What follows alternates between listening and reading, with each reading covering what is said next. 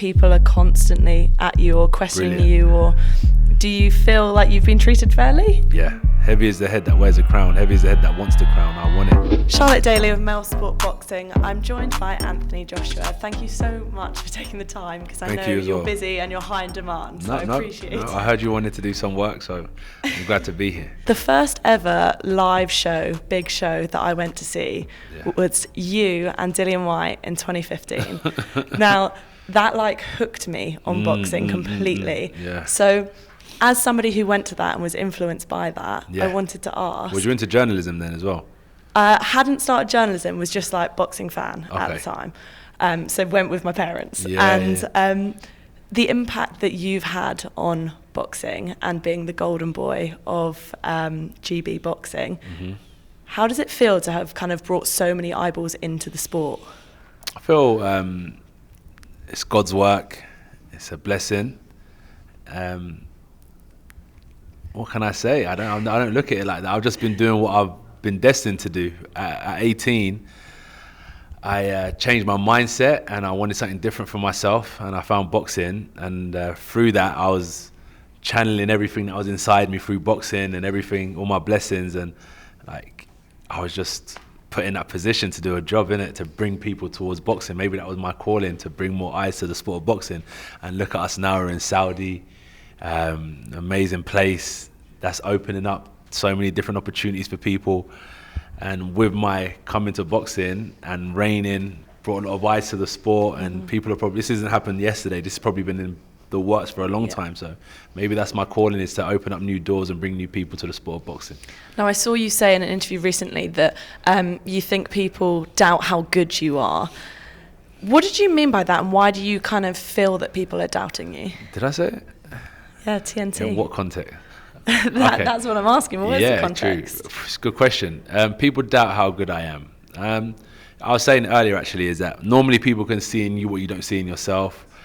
But if they doubt how good I am, maybe they just want more, you know, which is fine. I say it's actually a good thing, because people expect more. People probably know I can give more, and believe you me, I'm at that stage where I want to give more. My team know I push hard, but nothing is done overnight. It takes time, and to get to the next level is going to take a bit of time, but it's something that I'm working towards for sure. Even me speaking about it now, saying I'm working towards it, I'm a doer, so it means I'll do it. And people are always wanting more from you. I mean, it's good. It's a given, but and I also want more for myself. it's hard that people are constantly wanting more from you. What is your opinion on the fact that, you know, people are constantly at you or questioning you, or do you feel like you've been treated fairly? Yeah. Heavy is the head that wears a crown, heavy is the head that wants the crown. I want it. This is my calling, this is what I've dedicated my life to from the age of 18, and I need the pressure. This position I'm in isn't one that is a joke, it's serious. I understand what I'm here for, I understand what I'm doing, and I understand the pressures that come with it, and I want to keep on chasing my goals. I want to chase the goals of people that love the sport, and it's just my way of showing them that I honour them by doing what I'm supposed to do. So keep on putting pressure on me, and I'll keep on making sure I get better, for sure. And in terms of those goals now, I know you've spoken a lot about what they are. You know, there's almost a difference between the entertainment route and then the IBF and winning titles. The legacy, So what one means more to you? Which one do you want to pursue? Legacy and history, Because I've always, when entertainment wasn't important, I always understood to capture the attention from an entertainment point of view. I always had my eyes peeled on doing things outside of the sport. So I've always had the entertainment factor, not in a way where I'm doing crazy things, but outside of the sport. So I feel like I've got that, but I've also kept my integrity, where it's like I am actually a fighter away from everything else. I'm a fighter through and through. So for me, being a fighter, chasing some sort of legacy, chasing what history means in boxing, what greatness means to the fighting community, I'm chasing that more than anything. Does it frustrate you then when you hear people like Tyson Fury saying he doesn't care about unifying, and then is actually now going to take that fight? As somebody who's driven by legacy, does it frustrate you when people in those positions? Not so much frustration, because you know what it is, people can change their views at certain times in life, So maybe at that time in his life, he's going through something where he just feels that way, and somewhere else before a fight, you know, this is everything to him. So, you know, who knows what people are going through, but everyone is subject to change, and at that time he just feels that maybe he feels he's bigger and better than that. You never know. It's not a bad thing. He's just like, I'm above this. I'm going to win that anyway. Like someone that is a high achiever is like, this is nothing to me. So that's probably how I interpret. He might just see himself as a high achiever. Yeah. And someone that is all about change is you spoke about again previously that priorities have changed over time. You were talking about a lot of that outside the ring. What did you mean in terms of your priorities had changed in that aspect? What was that?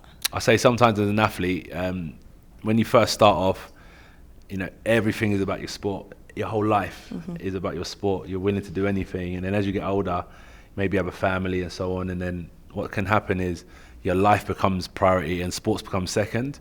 It's a natural process. But I say that you have to always keep your sport first, your job, your work, your passion, your calling in life.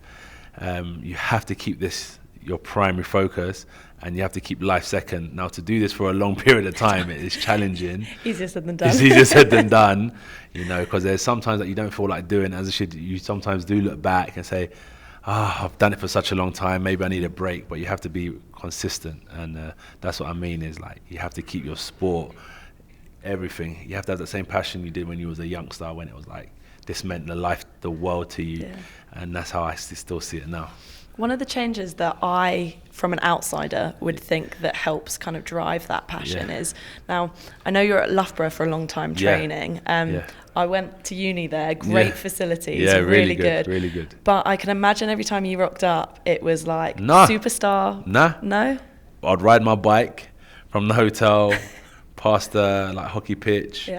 Past the athletic grounds, cruise through the middle part. Everyone was chilled. They get the rugby players coming down there, NFL. People were very respectful. And the thing about uni, I'm amongst people that are chasing a goal. They're chasing to be the best in their chosen field, whatever they're doing, and I'm chosen sports. So they're respectful. It's not a place like where it's like, oh my gosh, this person is an entertainer. Then they respect people that are chasing something, something great in their life. And you know, I found a level of respect. There was obviously a few students there that were drunk one night that, you know, they lived close to me. So I just had to tell them, listen, I live here as well. So you got to show respect. We don't want to be enemies on each other's doorstep. So I had to go and chat to them. That was that, you know, it happens. And we found a common ground, and I had a good time while I was there. Okay, well, I know you're high in demand, so I'm going to let you go in a minute. But just quickly want to preview the fight on the weekend, Otto Wallin. People say that you struggle with southpaws, right? But you actually won your first title fighting a southpaw. Oh, someone with logic. And in the Olympics, you did also fight another southpaw. And in the worlds. And won. Exactly. And in the worlds, so does it, you know your stuff. Does it off when people say that it's a southpaw that you struggled with? No, it's journalism. It creates content. It creates conversation.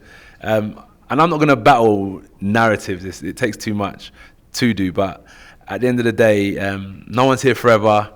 Many great fighters have come before me, and I'm just happy within myself what I'm doing. I'm not trying to prove I got beat by one of the best southpaws in the world. Could I have done better? 100%. Will I do better if I got another chance? Yes.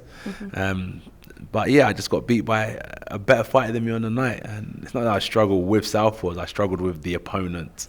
And Otto Wallin is a completely different opponent. So let's just see how we get on with this southpaw, you know.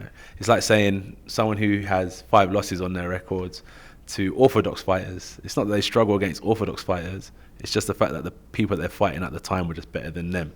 So it's a narrative, but I believe that Usyk was just better than me on the night. And final one, because I have to wrap up now. I know you're not going to give me a prediction, but how do you see that fight with Wallin going on the weekend? Good, really good, entertaining, tough, grueling, challenging, and but I'll rise, and my goal is to have my hand risen at the end as well. So I'll rise to the challenge, and that will lead me to having my hand risen at the end. Amazing, thank you so much. Thank you so much. I appreciate your time. Thank you.